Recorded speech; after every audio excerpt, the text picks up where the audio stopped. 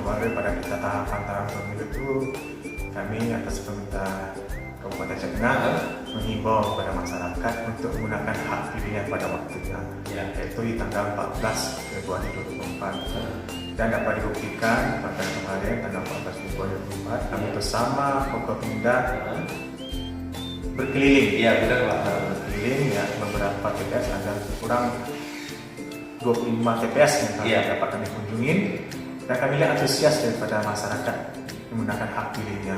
Dia buktikan juga pada saat kami kunjungan kemarin itu dapat terlihat pada masyarakat ikut antri dengan tertib.